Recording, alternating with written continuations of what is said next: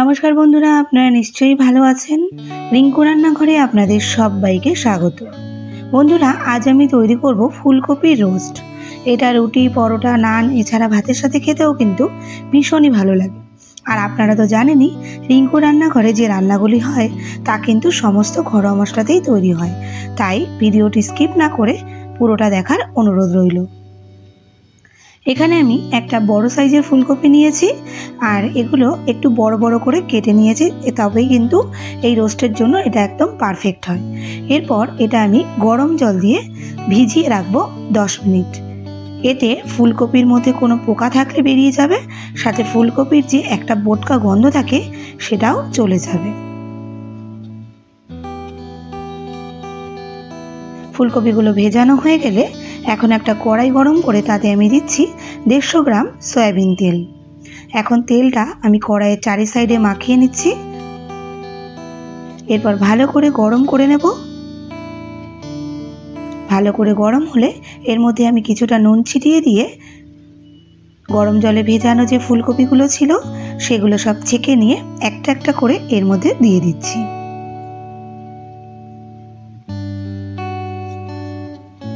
এগুলো কিন্তু একদম হাই ফ্লেমে ভাজবো না, লো টু মিডিয়াম ফ্লেমে ভাজলে ফুলকপিগুলো বাইরে থেকে পুড়ে যাবে না আর ভেতর থেকে খুব ভালোভাবে সেদ্ধ হবে। 3-4 মিনিট এপাশ ওপাশ করে উল্টে নিয়ে এটা ভেজে নিচ্ছি। দেখুন ফুলকপিগুলো প্রায় ভাজা হয়ে গেছে। এখন এগুলো আমি তুলে নিচ্ছি। ঠিক এই রকম ব্রাউন কালার হলে তবে কিন্তু এটা দেখতেও ভাল লাগে।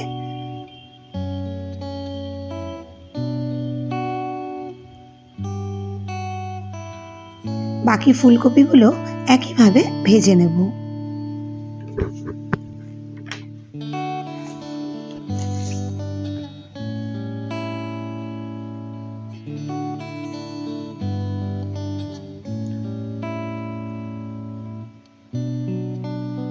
এখন এই ফুলকপিগুলো আমি তুলে নিচ্ছি।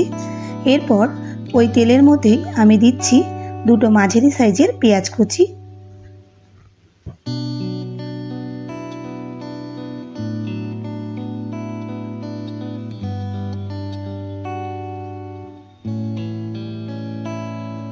পেঁয়াজগুলি এইভাবে ভেজে নেব যতক্ষণ না পেঁয়াজগুলো একটু নরম হয়ে আসে।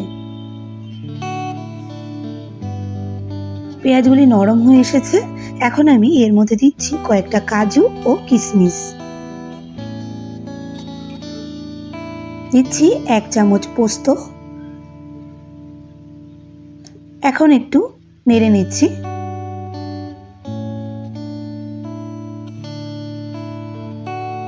তারপর আমি এর মধ্যে দিচ্ছি 1 চামচ সাদা তিল। আপনারা চাইলে চাল মগজও কিন্তু ব্যবহার করতে পারেন। এখন এগুলো আমি 3 থেকে 4 মিনিট ভেজে নেব।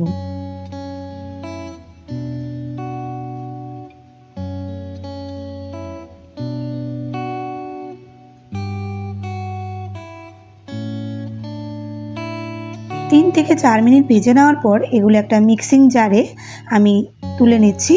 এটার একটা পেস্ট তৈরি করব, তার জন্য এতে সামান্য একটু জল দেব, দিয়ে এটা খুব সুন্দর একটা পেস্ট তৈরি করে নেব। এটা আমার পরবর্তী রান্নাতে কাজে লাগবে।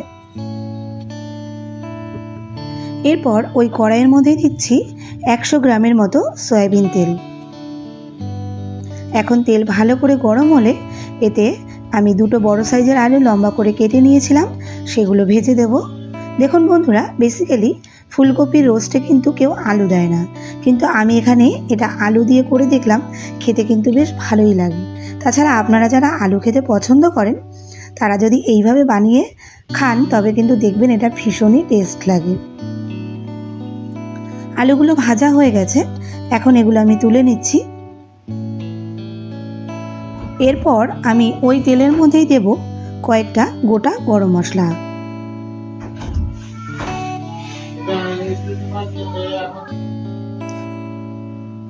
গরম মশলা থেকে সুন্দর একটা স্মেল বের হলে এর মধ্যে দিচ্ছি একটা মাঝারি সাইজের রসুনের অর্ধেকটা বাটা। দেব 2 টেবিল চামচ আদা বাটা।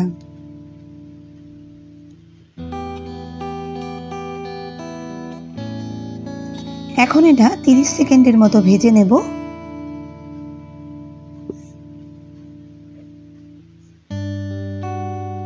তারপর এখানে আমি দেব 50 গ্রামের মতো টক দই, যেটা আমাদের কিন্তু ঘরে পাতানো হয়। এখন এটা অল্প আঁচে নেড়ে চেড়ে নেব। টক দই দেওয়ার পর বেশি ফ্লেম দিলে কিন্তু মানে হাই ফ্লেমে এটা করলে কিন্তু টক দইটা কেটে যেতে পারে। এখন মশলাটা থেকে তেল ছেড়ে আসবে যখন, তখন এর মধ্যে আমি কিছু গুঁড়ো মশলা অ্যাড করব। ততক্ষণ এটা এইভাবে নেড়ে চেড়ে নেব। দেখুন মশলাটা থেকে তেলটা ছেড়ে এসেছে। তো এখন আমি এর মধ্যে দিচ্ছি 1 টেবিল চামচ জিরে ও ধনে গুঁড়ো, এটাও কিন্তু ঘরে বানিয়ে নিয়েছি। 1 টেবিল চামচ হলুদ গুঁড়ো, কালারের জন্য দেব হাফ চামচ কাশ্মীরি লঙ্কার গুঁড়ো, আর দিচ্ছি স্বাদ মতো লবণ। এখন মশলাটা বেশ ভালো করে কষিয়ে নেব যতক্ষণ না মশলা থেকে তেলটা ছেড়ে আসে। মশলাটা বেশ ভালো করে কষানো হয়ে গেছে। এখন এর মধ্যে দেব পেস্ট করে রাখা মশলাটা, যেটা আমি পেঁয়াজ, পোস্ত, সাদা তিল দিয়ে পেস্ট করেছিলাম, সেটা আমি এর মধ্যে দিয়ে দিচ্ছি। সামান্য একটু জল এখন এর মধ্যে দিয়ে আবারও আমি মশলাটা বেশ ভালো করে কষিয়ে নেব।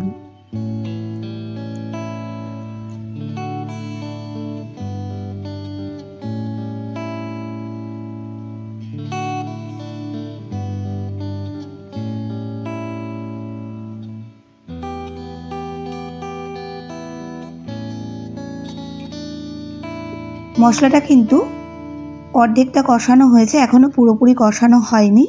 তো এখন আমি এর মধ্যে ঝালের জন্য দেব কয়েকটা চেরা কাঁচা লঙ্কা। আপনারা কিন্তু চাইলে কাঁচা লঙ্কার পরিবর্তে একটু শুকনো লঙ্কার গুঁড়ো দিতে পারেন, না চাইলে ওটা অ্যাভয়েড করে শুধু কাঁচা লঙ্কাটা দিতে পারেন, এতেই কিন্তু এর ফ্লেভারটা ভালো আসে। কাঁচা লঙ্কাটা দিয়ে একটু ভালো করে এইভাবে নেড়ে চেড়ে নেব। দেখুন মশলাটা কত সুন্দর কষানো হয়ে গেছে। এখন আমি এর মধ্যে দিচ্ছি ভেজে রাখা আলুগুলো আগে দিচ্ছি, কারণ কপিটা কিন্তু অনেকটাই সেদ্ধ হয়ে রয়েছে। তো আলুটা দিয়ে আমি মিনিট 3-4 এইভাবে কষিয়ে নেব। কষাতে কষাতে বলি বন্ধুরা, আপনারা যারা এখন আমার চ্যানেলটি সাবস্ক্রাইব করেননি তাদের কাছে আমার অনুরোধ, আপনারা আমার চ্যানেলটি সাবস্ক্রাইব করে আমার পাশে থাকবেন। সাথে পাশে থাকা বেল আইকনটি প্রেস করে দিলে আমার যে পরবর্তী ভিডিও নোটিফিকেশনটি সেটা আপনার কাছে সবার আগে পৌঁছে যাবে।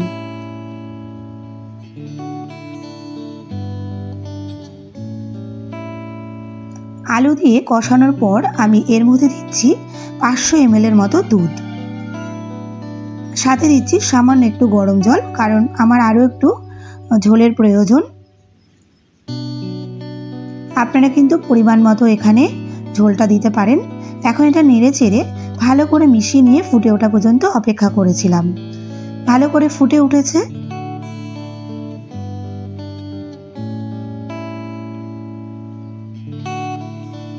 আমি মিনিট 5 মতো এইভাবে ফুটিয়ে নিয়ে এর মধ্যে দিলাম ভেজে রাখা ফুলকপিগুলো। যেহেতু ফুলকপিগুলো আমি কিন্তু 70% মতোই ভেজে নিয়েছিলাম, মানে সেদ্ধ হয়ে গেছিল, তাই এটা কিন্তু বেশিক্ষণ আর রান্না করতে হবে না। আর এটা নাড়তে হবে কিন্তু খুবই হালকা হাতে, কারণ নইলে ফুলকপি ভেঙে যেতে পারে। ফুলকপিগুলো দিয়ে মিনিট 10 মতো আমি রান্না করে নেব। মিনিট 10 পরে আবারও একটু নেড়ে চেড়ে নিচ্ছি। দেখুন সব কিছুই সেদ্ধ হয়ে গেছে, আর আমি যেরকম গ্রেভি রাখতে চাচ্ছি ঠিক সেরকমই হয়েছে। তো এখন আমি একটু টেস্ট করে এতে দিচ্ছি টেস্ট অনুযায়ী লবণটা। এরপর আমি ভালো করে মিশিয়ে নেব, কিন্তু সেটা কিন্তু একদম হালকা হাতে মেশাতে হবে।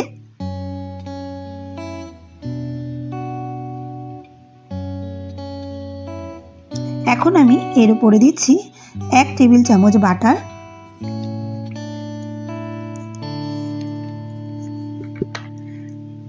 সাথে দিচ্ছি ঘরে বানানো হাফ চামচ গরম মশলা গুঁড়ো। এখন এগুলো ভালো করে মিশিয়ে নিলে তৈরি হয়ে যাবে ফুলকপির রোস্ট। দেখুন বন্ধুরা কতটা সহজে এটা বানানো যায়, পুরো নিমন্ত্রণ বাড়ির মতনই কিন্তু এটা খেতে হয়। আর আপনারা এটা নিশ্চয়ই বাড়িতে একবার হলেও ট্রাই করে দেখবেন। কেমন হলো আমাকে কিন্তু কমেন্টে অবশ্যই আপনারা এটা জানাবেন। ভালো লাগলে একটা লাইক করে দেবেন, সাথে শেয়ার করবেন আপনার পরিচিত মানুষদের কাছে। দেখুন এইভাবে পরিবেশন করলে কিন্তু সবারই এটা খেতে ইচ্ছে করবে। কতটা সুন্দর লাগছে এবং কতটা লোভনীয় লাগছে এটা দেখতে। এখন তাহলে আসি বন্ধুরা, আপনারা সবাই ভালো থাকবেন, সুস্থ থাকবেন। দেখা হচ্ছে আমার একটা নতুন পর্বে।